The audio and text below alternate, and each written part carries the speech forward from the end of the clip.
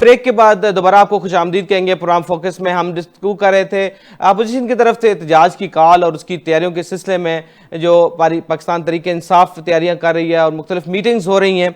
इसके अलावा जो रेफरेंस है स्पीकर का पंजाब असम्बली अरकान के खिलाफ, उसके हवाले से बात करेंगे। हमारे साथ मौजूद है वीडियो लिंक पे काजी अहमद अकबर साहब, उनको वेलकम करेंगे शो में। जी अस्सलाम वालेकुम। जी हमारे साथ मौजूद है शो में मायजा हमीद साहिबा, जो कि साबिक MNA है, पाकिस्तान मुस्लिम लीग नून से इनका ताल्लुक है। Welcome to the show.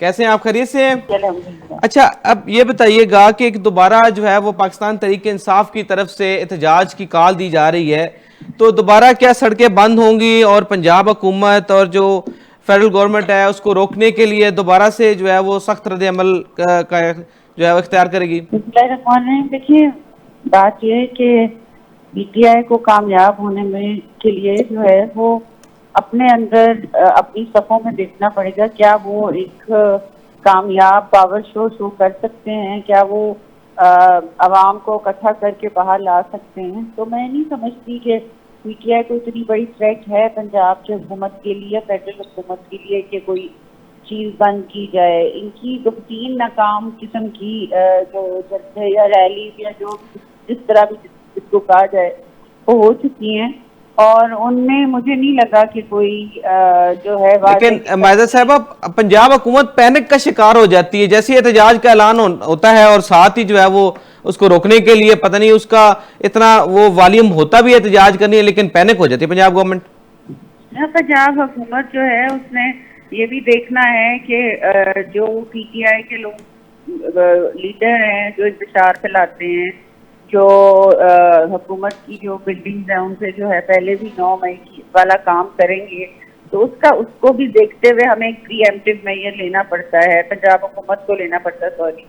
तो वो तो लेना पड़ेगा, क्योंकि पंजाब की आवाम को भी प्रोटेक्ट करना है। अब KPK की जो हालात हैं और पंजाब के हालात में बड़ा फर्क है। जब खुद हुकूमत चल नहीं रही, जब खुद जो है कोई परफॉर्मेंस शो नहीं हो रही, तो आप पंजाब की तरफ आ रहे हैं। भाई पंजाब की तरफ तब आए जब आपका कोई खातिर खा, आपकी कोई इम्प्रूवमेंट हो आपके सूबे में, और आप बता सकें लोगों को कि हम तो वहाँ कर रहे हैं अचीव जो हम करना चाह रहे थे, और अब पंजाब में करने लगे। सही सही। लेकिन हालिया दिनों में हमने ये भी देखा है कि पंजाब की कारकर्दगी की बहुत बातें की जाती हैं, लेकिन हालिया बारिश में जो है वो बहुत ज्यादा पानी भी इकट्ठा हो गया, और तवक्को के बरक्स जितने दावे किए जा रहे थे जो है वो तकरीबन लाहौर शहर जो है वो पानी में डूबा रहा। देखिए, अभी कल ही की बात है जो बारिश के शायद गालिबन आप उसकी बात कर रहे हैं। जो मैंने फीडबैक देखा है और सुना है, और सोशल मीडिया पे भी जो है जो सामने आ रहा था, उसमें यही था कि जो है रिकॉर्ड टाइम पे जो है, बल्कि एक दिन में जो है पानी को की निकासी का इंतजाम किया गया था, और वज़ीर आला जो है वो खुद देख रही थी इंतजाम की किस तरह पानी जो है उसको जो है नदी ख़त्म किया जा सकता है सड़कों पे। तो ये चीज़ें पहले कभी किसी वज़ीर आला ने नहीं की। तो ये कहना कि वहाँ सड़कों पे पानी रहा, खड़ा रहा, पता नहीं क्या होता रहा है, ये तो क्या सराहियाँ हैं, और ऑब्वियसली ऑपोजिशन के लोग जो हैं ये बातें करते रहेंगे। असल में तो ये है कि जो सामने नजर आ रहा, और उसमें मुझे ये नहीं लगा कि कहीं भी पानी जो है ज्यादा देर ठहरा हो शदीद बारिश में। सही सही। हमारे साथ मौजूद है काजी अहमद अकबर साहब, वेलकम टू द शो। काजी साहब, आपको आवाज आ रही है? जी, मुझे आवाज आ रही है आपकी। अच्छा काजी साहब, ये बताइएगा जो पंजाब अरकान असम्बली है उनके खिलाफ रेफरेंस जो दायर किए गए हैं, वो उस हवाले से क्या आपका स्टांस है? मुज़ाकरात भी कल हुए आपकी पंजाब जो स्पीकर असम्बली के हैं उनसे हुई, क्या आउटकम निकली? जी बिस्मिल्लाहिर्रहमानिर्रहीम। मैं समझता हूँ जी कि ये जो इन्होंने 15 सिटिंग्स के लिए हमारे 26 मेंबर्स को सस्पेंड किया था, वो तो चले अंडरस्टैंडेबल है, ये प्रैक्टिस भी है, रूल्स और प्रोसीजर्स भी इस हवाले से बड़े क्लियर हैं। लेकिन असल जो प्रॉब्लम था वो था रेफरेंस का। रेफरेंस के हवाले से हम तो कोई इतने पुराने पार्लियामेंटेरियन नहीं है, लेकिन रजा भाई वगैरह बैठे हुए हैं, या जो हमारे अपने पंजाब में बड़े सीनियर पुराने लोग बैठे हुए हैं, उन सब की समझ से ये रेफरेंस जो था ये समझ से बालातर था। बल्कि आज तो एक बड़ी इंटरेस्टिंग बात सामने आई कि स्पीकर साहब ने कोई रेफरेंस जमा ही नहीं करवाया। वो सिर्फ डराने धमकाने का एक तरीकाकार था। वो तो सिर्फ गए और इलेक्शन कमिश्नर से मुलाकात करके आए, और आज से उन्होंने एक कमेटी तश्कील दे दी तो मैं समझता हूं कि जो मैंने स्पीकर साहब को देखा और समझा है, he is a Democrat by nature, लेकिन वो सीएम साहिबा का जो है ना प्रेशर बड़ा आ जाता है। बिकॉज आपको पता है कि महारानी जो है वो अपने खिलाफ डायसेक्ट जो है वो बर्दाश्त नहीं कर सकती। ये कोई पहली दफा ऐसा नहीं हुआ कि लीडर ऑफ द हाउस तकरीर कर रहे हैं और जो अपोजिशन की जो बेंचेस पे लोग बैठे हैं वो एहतजाज कर रहे हैं। ये एक जी हमेशा से काजी ये साहब, होता है, ये मैं नेशनल उस असेंबली में असेंबली भी के होता है, सेशन में ये मौजूद तमाम था। असेंबली में भी काजी होता साहब, है। मैं उस असेंबली के सेशन में मौजूद था जब ये बजट की जो तकरीर सीएम साहबा की हो रही थी, तो वहां पे काफी गड़बड़ हो तो रही थी। तो क्या जरूरत थी इस वक्त उसमें ऐवान में इतनी जो है वो मामलात ऐसे खराब किए जाएं कि जो स्पीकर को इंटरवीन करना पड़ा? देखिए, अगर तो बात नारेबाजी तक हो और अपना प्रोटेस्ट रिकॉर्ड कराने तक हो तो वो तो अपोजिशन कर ही रही थी। गड़बड़ तब होती है जब गवर्नमेंट के लोग एग्रेसिव होना शुरू हो जाए। अगर आप वहां पे थे और आपने कवर किया तो आप लोगों को बताइए ना कि क्या वहां पे डिप्टी स्पीकर को लोगों ने कंधे पे नहीं उठाया? क्या डिप्टी स्पीकर ने, जो कि deputy custodian of the house है, उसने वहां पे नारे कंधे के ऊपर बैठकर नहीं लगाए? क्या उन लोगों की तरफ से किताब नहीं फेंकी गई जो कि उसामा गुजर को, हमारे मेंबर को आके लगी? क्या उनकी तरफ से इमरान खान साहब के बारे में नाजेबा अल्फाज, जो कि उनकी इंफॉर्मेशन मिनिस्टर की क्यादत में वो अल्फाज इस्तेमाल किए गए? ये सब कुछ ऑन रिकॉर्ड मौजूद है। मेरा तो सिर्फ गिला बड़ा सिंपल सा है कि आप 26 मेंबर्स पीटीआई की तो सस्पेंड करते हैं यार, 6 आप गवर्नमेंट की भी तो करें, ताकि पता लगे कि आप इस हाउस के कस्टोडियन हैं, ताकि पता लगे कि आप जेन्युइन डेमोक्रेट हैं। ये कौन सा तरीका है कि आप ऑपोजिशन के ऊपर चले तलवार चले चला दें? और रेफरेंस गवर्नमेंट तो वालों आपके को मुताबिक opportunity वापस दिए ही नहीं गया, तो फिर आपका जो एतराज है वो तो खत्म होना चाहिए। नहीं, सस्पेंशन तो हुई है ना जी 15 सिटिंग्स के लिए। एतराज तो अपनी जगह मौजूद है।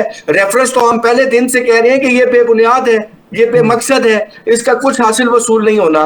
हमारा तो एतराज इस बात पे है कि आपने 26 मेंबर्स को सस्पेंड किया, जरूर करते, आपका इख्तियार है, आप कस्टोडियन ऑफ द हाउस है।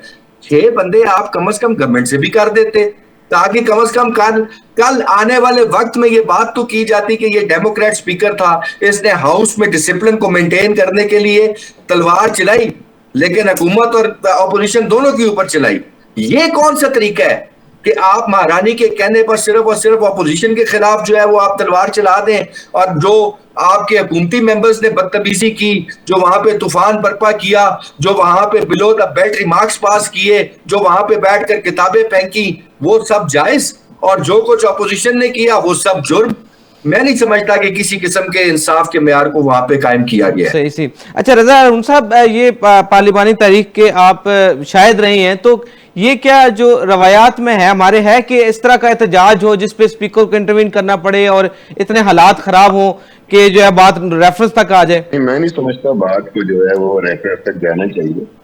अक्सर ऐसा होता है कि असेंबली में लीडर ऑफ द हाउस और जो अपोजिशन बेंचेस हैं उनके दरमियान ये चप्पलें चलती रहती है, सियासी भी होती हैं, तलाबी भी होती हैं, और कभी कभी वो मोरालिटी भी बहुत ऊंची पे चली जाती है। लेकिन बहरहाल एक हाउस है, और उस हाउस के अंदर जो भी चीज हो उसका मुनासिब तरीकेकार ये है उसके हाउस में ही रिजॉल्व किया जाए, बातचीत करी दिया जाए। अगर कहीं एक जाने से कैसी ज्यादती हुई भी है तो दूसरी पार्टी को पटवारी का मुजाहरा करना चाहिए, टॉलरेंस का मुजाहरा करना चाहिए, क्योंकि जमहूरियत में अगर आपने एक तो तनकीद बर्दाश्त करने का हौसला होना चाहिए, फिर इस तरह के जो जुमले बाज़ औक़ात आ जाते हैं जो बिलो द बेल्ट होते हैं, उससे हमारी अपोजिशन की जमात को एहतियात करनी चाहिए। लेकिन बहरहाल एक मामला जो है ना वो असेंबली के अंदर ही डील होना चाहिए, और उसकी तंबीह करना स्पीकर की, चूंकि स्पीकर जो है वो कस्टोडियन ऑफ द हाउस है, तो उसकी जिम्मेदारी यहाँ तक तो जरूर बनती है कि तमाम मेंबरान, किसी पार्टी का आदमी नहीं होता वो, उसकी जिम्मेदारी होती है कि सबको लेकर बैठे और मामला को ऐसा तरीके से चलाए। लेकिन रेफरेंस भेजना और रुकनियत की मुअत्तली तक जाना ये एक्सट्रीम इकदाम आते हैं, यहाँ तक जाने की जरूरत ही नहीं है। अगर बातचीत करें, दरवाजे खुले, इसमें हमारे अपोजिशन के दोस्तों को भी थोड़ा सहूलत प्रोवाइड करनी चाहिए, उनको भी थोड़ा सा बड़े दिल का मुजाहरा करना है। जहाँ उनसे गलती हो गई है वहाँ उसकी वापस में बैठे किसी बंद कमरे माजरत कर लेंगे, स्पीकर साहब से, दीगर मेहमान से गलती हुई है तो ये होता है। ये बॉयकॉट में भी होता है, एहतजाज में भी होता है, नारेबाजी भी होती है, पर्चे भी फाड़े जाते हैं। ये हम कौमी असेंबली में देखते हैं, पाकिस्तानी सारी असेंबली में देखते हैं। तो बर्दाश्त का मुजाहरा करना चाहिए, सब्र का मुजाहरा करना चाहिए। सही। अच्छा मायजा मीर साहब, लचक क्यों ना दिखाई गई इस मामले पे? पहले बड़े सख्त मौक़िफ़ इख्तियार किया गया, फिर जब मामला बहुत ख़राब हुआ फिर मुज़ाकरात हुए, तो इस पे टाइमली क्यों नहीं जो है वो लचक का मुजाहरा करके जो है वो इस मामले को रफा दफा किया गया? देखिए, मैं पर्सनल एक व्यू है कि पीटीआई की जो हिस्ट्री है उसमें बदतमीजी करना या गलत झगड़े कसना ये नई बात नहीं है उनके लिए, बल्कि उन्होंने ही ये रवायत जो है पूरी सियासत में, पाकिस्तानी सियासत में इंट्रोड्यूस कराई। पहले अब लोग जो हैं एक तमीज के दायरे में बात करते थे, बहरहाल वो तो खत्म हो गई है, तो सिचुएशन जो है उन्होंने जो जिस तरफ लेके गए उस तरफ ले गए।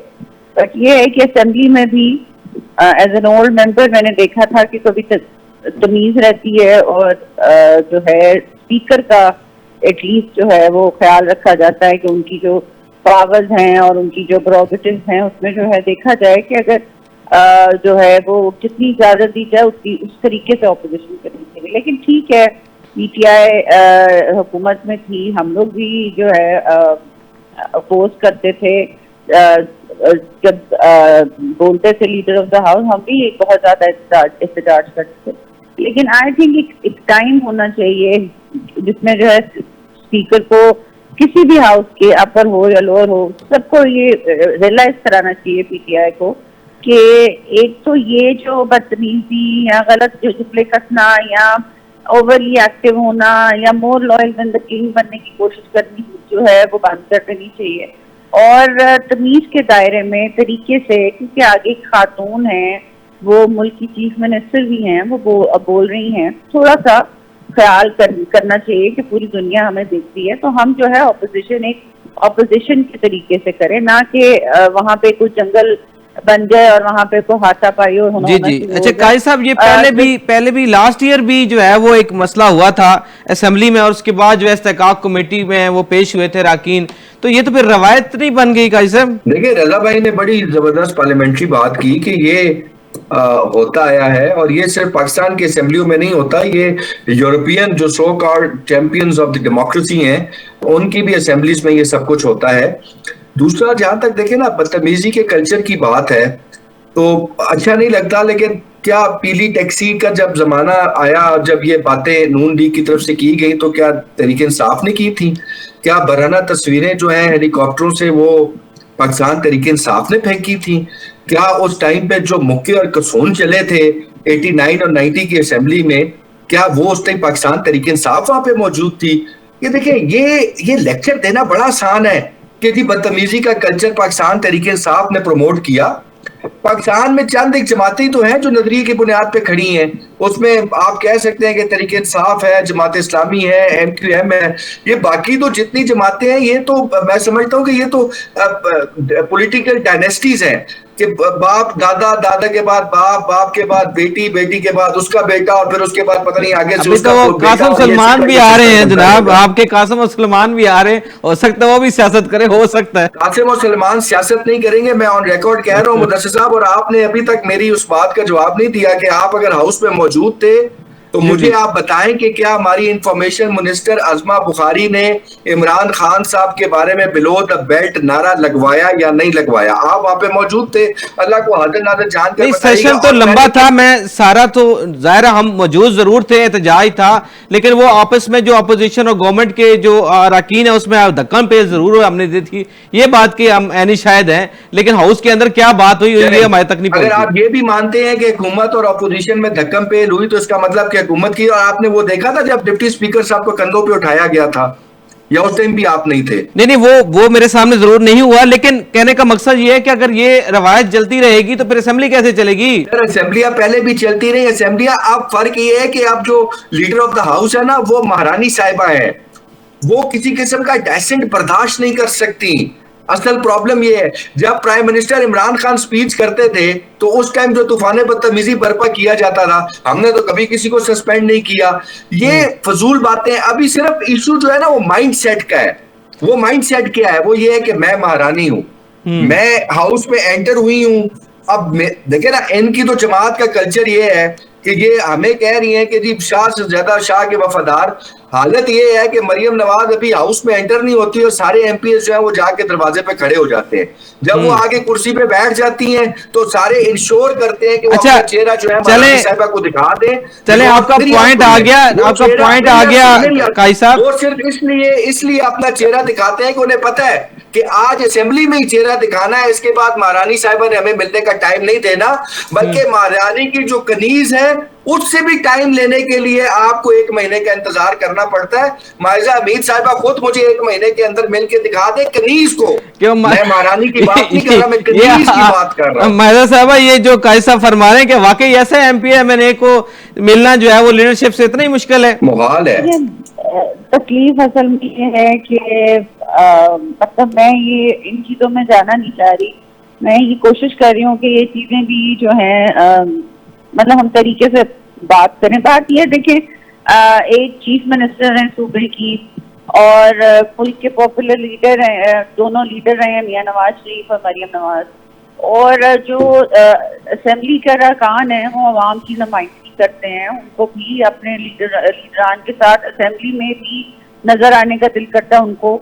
इंडिविजुअल मीटिंग्स अलहदा होती हैं, लेकिन असेंबली में मिलना एक उनका जो है वो आती हैं तो उनका दिल करता है, हर मेंबर का दिल करता है। अब मैंने पीटीआई के मेंबरान को भी देखा है कि वो जब इमरान खान साहब आते थे तो बहुत सारे इसी तरह के जो है दरवाजे के आगे जो भी जिस तरह की डिटेल बता रहे। बात ये इम्पोर्टेंट नहीं है, इम्पोर्टेंट ये था कि स्पीकर साहब जो हैं उन्होंने ये जो अपनी पावर और पोजीशन को इस्तेमाल किया है, इसीलिए किया है ताकि पीटीआई वालों को समझ आए कि स्पीकर की एक बड़ी पावरफुल पोजीशन होती है और उनका और एक बड़ी रिस्पॉन्सिबिलिटी होती है स्पीकर की कि वो हाउस को इन ऑर्डर रखे, और हाउस को ऑर्डर में ना रहे और बहुत ज्यादा अफरा तफरी का माहौल हो जाए, वो भी बजट स्पीच में जहाँ पे आवाम सुनना चाहती है कि उनके लिए कौन सी मराहत रखी है, उनके लिए क्या किया गया है उसमें, तो फिर ये सारा कुछ स्पीकर पे आता है कि उनसे हैंडल नहीं हो रही सिचुएशन।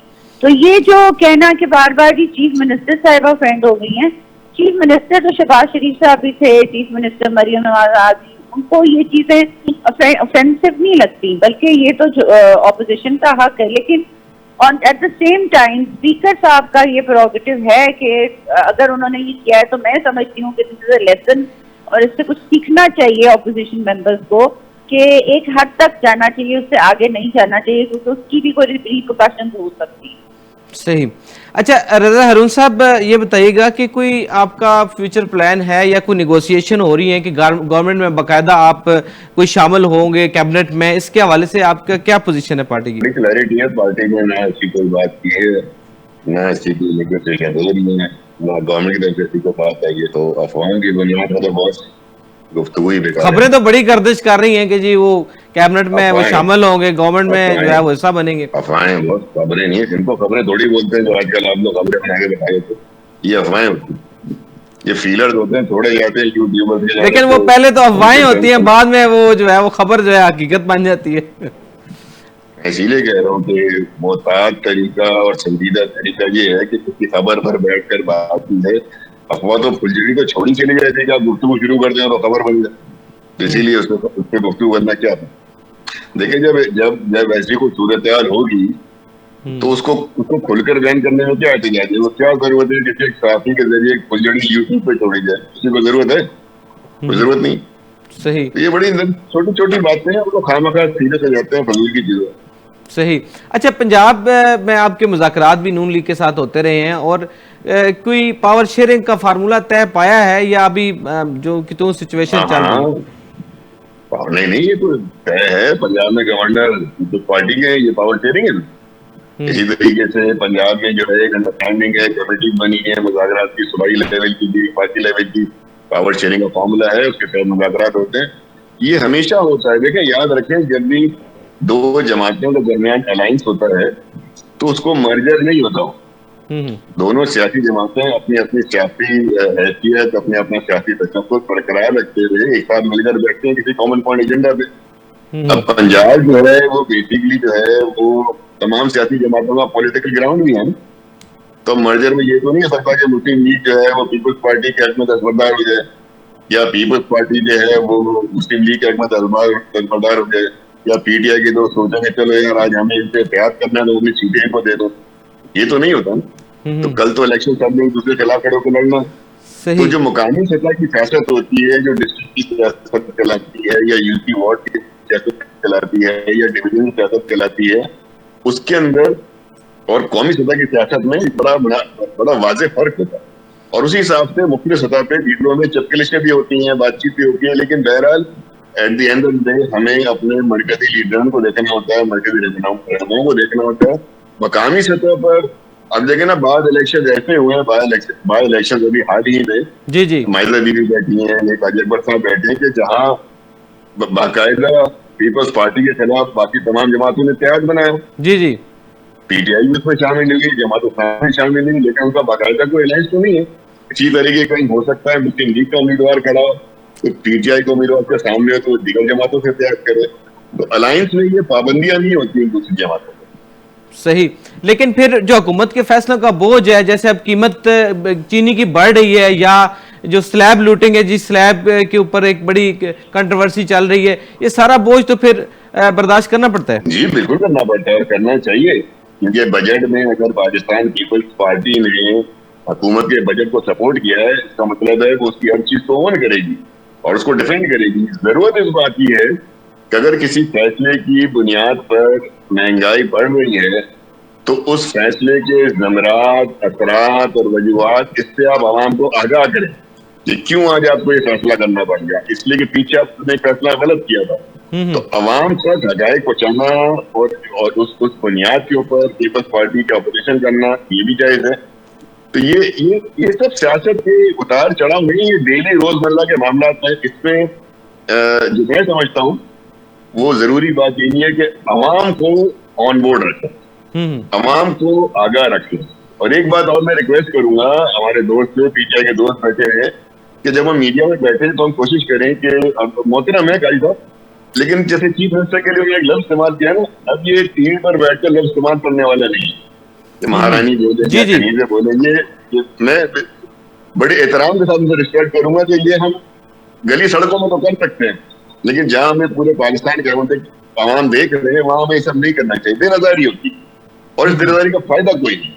सही। जिम्मेदारों की जाने से बिल्कुल ये जुबान नहीं इस्तेमाल होनी चाहिए। ये मेरी रिक्वेस्ट है, एक दरखास्त है मेरे। जी बिल्कुल, आप बजा फरमा रहे हैं रजा साहब के जो है वो जो ऐसी जबान का इस्तेमाल किया जाए जो सबके लिए काबिल कबूल हो। काजी साहब, गंडापुर साहब लाहौर में हैं, क्या उनका यहाँ पे मतलब प्रोग्राम है, क्या लंबा रुकना है या एहतजाज यहाँ पे करना है, आपके पास क्या इतलात है? नहीं, ये मैं थोड़ा सा आपको क्लैरिफाई कर दूं कि सिर्फ और सिर्फ एक मोबिलाइजेशन कैंपेन का एक हमने जो बेसिकली इस दफा जिस अंदाज से हम तहरीक चलाने जा रहे हैं, ये उसका आगाज है और ये उसकी मोबिलाइजेशन सस्पेंस रखा हुआ है। वैसे गंडा साहब ने ना सस्पेंस रखा हुआ है कि ये लोकेशन आ जाएगी, हम यहाँ आ जाएंगे, ये क्या चक्कर है? नहीं, उसमें कोई इतनी रॉकेट साइंस नहीं है, सिर्फ मेंबर ऑफ पार्लियामेंट हैं वो सारे देख रहे कि पंजाब गवर्नमेंट तो रास्ते रोक ना ले, हम जो है ना पहले ऐलान ना करें। नहीं, पंजाब गवर्नमेंट ने तो रास्ते में इतनी पुलिस खड़ी की हुई थी, मैं अगर आपको जरूरत हुई तो प्रोग्राम के बाद आपको वीडियोस भेज दूंगा,